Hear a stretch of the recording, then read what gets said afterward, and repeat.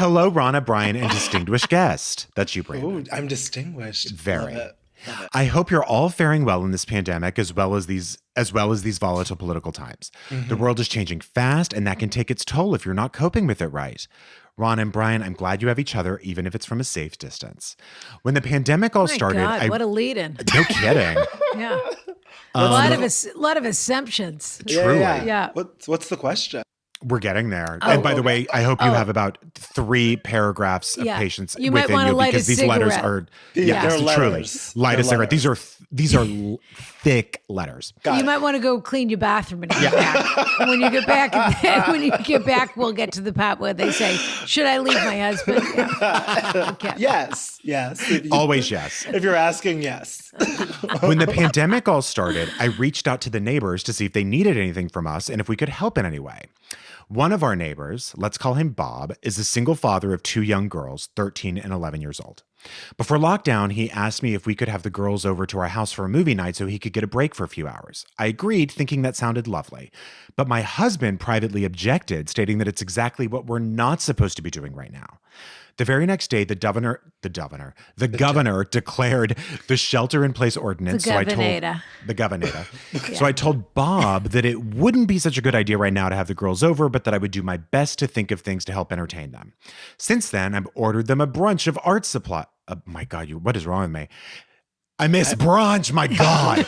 Since then, I've ordered them a bunch of art supplies. Brunch on the brain. That's right. Yeah. Brunch on the brain. That's a brain. That's a book. It is. How to drink cheap Prosecco. Yes. Since then, how to use the word bottomless. During quarantine, yeah. Correct. Yeah.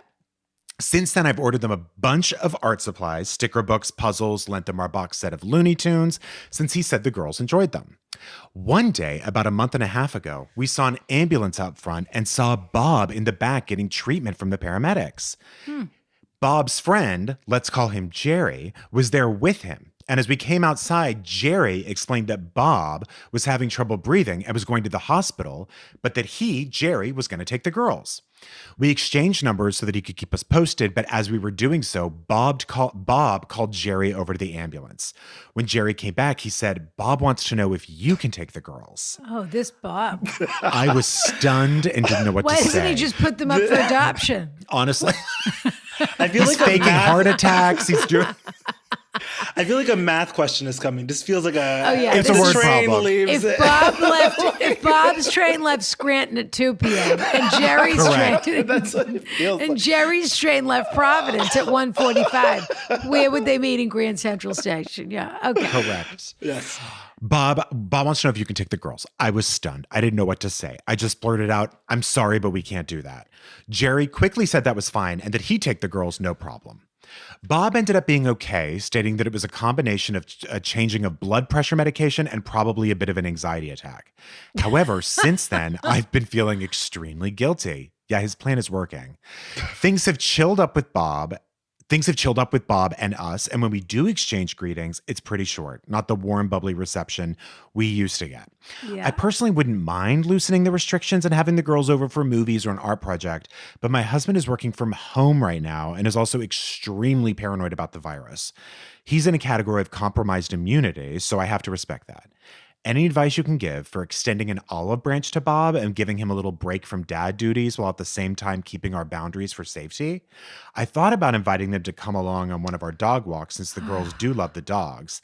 Any other suggestions? Many thanks. Please don't use my name. Honey, she's created characters. This woman is ready to pitch this question. Yeah. She's got the whole story. She's writing a pilot. She's ready to go. Oh my God. She is writing a pilot. She just needs the story. She just needs the interesting part. Jerry's my favorite part of the whole story. I want to know what Jerry's role is in all of this. Jerry's a character. Who is Jerry? Who's Jerry? Who's Jerry? He's 7 out of 13, Jerry, on this show.